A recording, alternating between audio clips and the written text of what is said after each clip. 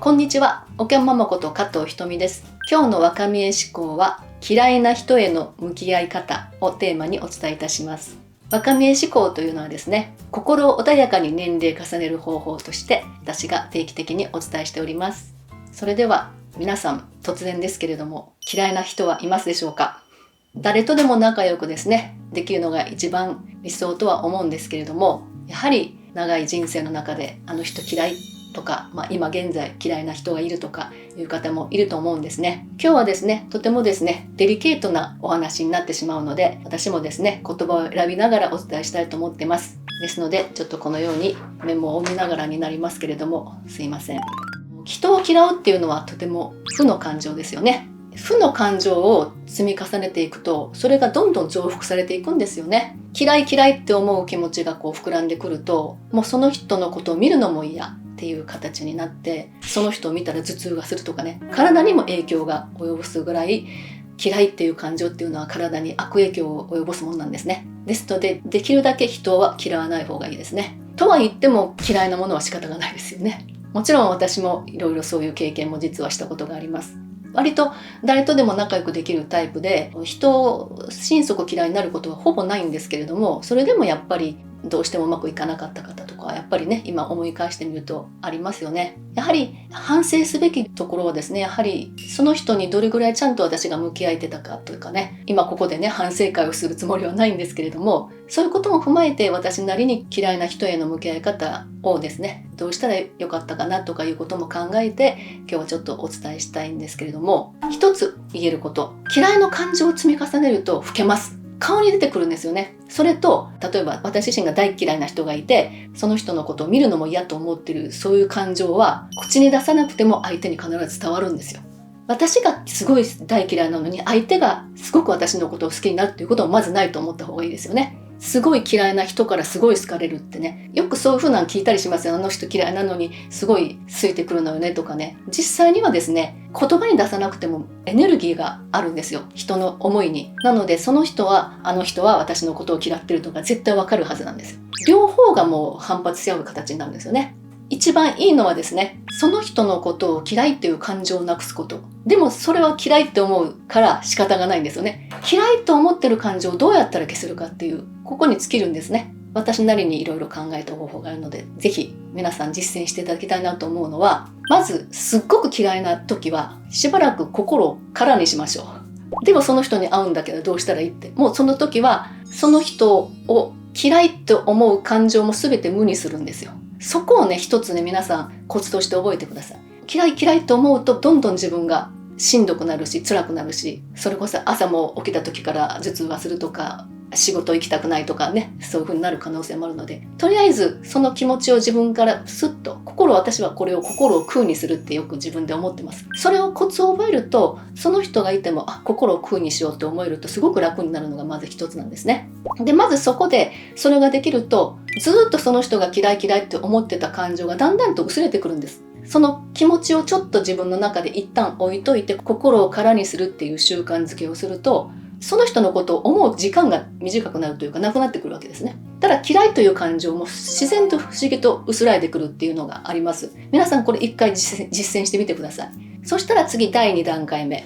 その人にもどっかいいとこがあるんじゃないかなって思って探してみること。嫌いっていうところを一旦その人の欠点ばかり見てる状態なんですね。だからその欠点ばかり見てる状態を一度心を空にして、それをちょっと置いといたら少しゆとりが出るので、そういえばあの人なんかのんびりしてなんかとろい感じがしてちょっと仕事もやりにくいなと思ってたけど、逆に言えばちょっとそれが癒しかなとかね。それとか、あとすごい厳しい上司がいて、あの上司もすごい厳しくてうるさくて嫌いと思ったけど、そういえばでも仕事に真剣に向き合ってるっていうことなんかなって。そういうとこね、例えばそういう感じで、その人の悪い面、欠点と思ってた部分のその裏側を見たら、そういう面もあったんだって。そういうふうにね、ちょっといいところも見えてくるようになるんですよ。それが自然とできるようになると、嫌いって思ってたのがちょっと楽になる。そこまで嫌いじゃないなみたいな感じになってくるんですよね。それがね、第2段階目ですね。で、そうするとですね、自分がそこまで嫌いっていう感情がなくなってくると、相手もちょっと歩み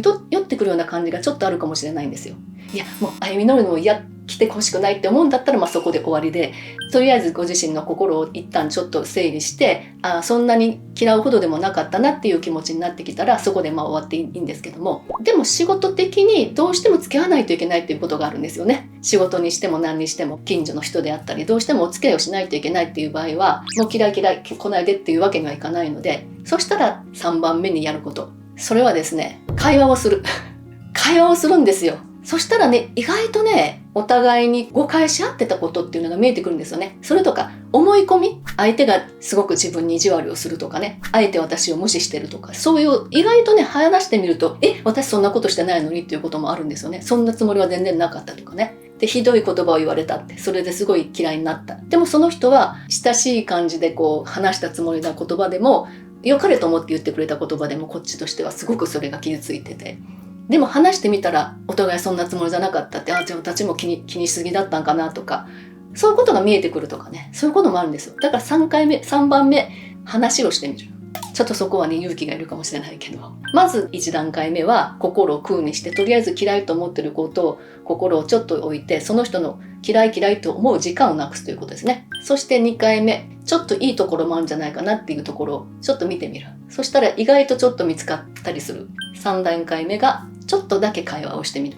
どうですか？できそうですかね？いや、もうしんどいわ、そんなことできるわけないわっていうぐらいもう落ち込んでらっしゃる方はですね、嫌いな人に対してね、その場合はですね、まず一つ、その人のことが嫌いと思ってる時間がもったいないと思ってください。人生は有限ですので、嫌だ、あんなことされたっていう考える時間って言っても時間使ってるんですよね。ということは、他にもっとその時間って使いようがあったかもしれないけども、その人を嫌うっていう心で自分がすごい囚われてしまって、その貴重な人生の1時間でも2時間でもトータルしたら長い時間ですよね、嫌いっていう感じで。それを使ってる。そしたらすごいもったいないって思いませんか？まずそれを思ってくださいね。その人を嫌う時間に自分の人生を使わないっていうこと。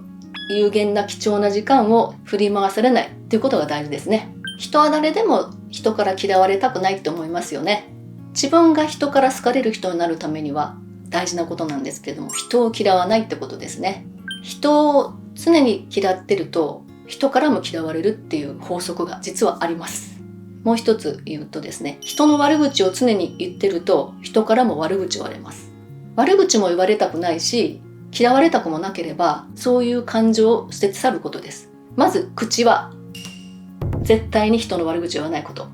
そこにその人がいないから誰かにあの人はねっていう悪口、結構ですね。私もすごく悪口ばかり言う人とか何人かは会ってきました、今まで。でもやっぱりどっかでその人ってやっぱり好かれてないんですよね。で、その人がいないから聞こえないだろうと思ってつい悪口を言っても、その人の魂は聞いてるんですよ、実は。影で言ったとしてもその人には見えてる。その人自身は実際に聞こえてないかもしれないけど、その人の魂があの人は自分の悪口を言ってるなっていうことが絶対にわかるんです。目に見えない世界ってありますから、通じるんですよ、嫌う心っていうのは。相手に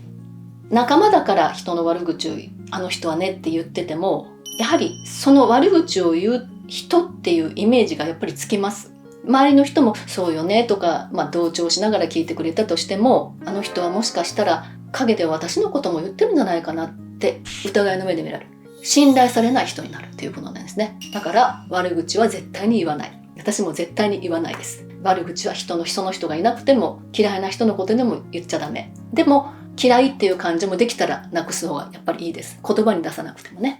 今日のテーマは嫌いな人への向き合い方でしたね。まず1段階目として、すごく嫌いな人がいた場合、とりあえずその嫌いという気持ちをちょっと横に置いて心を空にする。その習慣づけ。それができたら2段階目。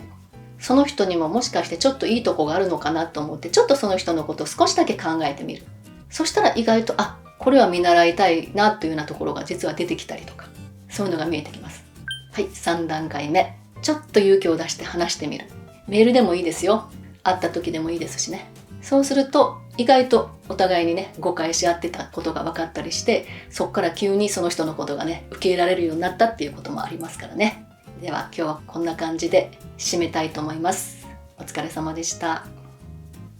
今日もご視聴ありがとうございました。このチャンネルでは私が実際に検証して若見えに効果があると確信した方法を毎週お届けしています。この動画がいいなと思った方はぜひグッドボタン、チャンネル登録お願いします。おきゃんママの詳細は下の概要欄でご確認ください。インスタライブも定期的にやっています。ご興味のある方はぜひ概要欄をチェックしてくださいね。それではさようなら、おきゃんママでした。